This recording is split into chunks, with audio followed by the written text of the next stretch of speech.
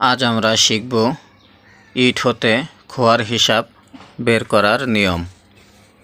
তো প্রথমে আমরা একটি ইটের আয়তন বের করব।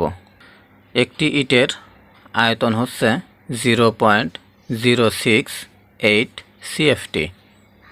একটি ইট ভাঙার পর খোয়ার পরিমাণ 0.102 CFT বা 0.10 CFT।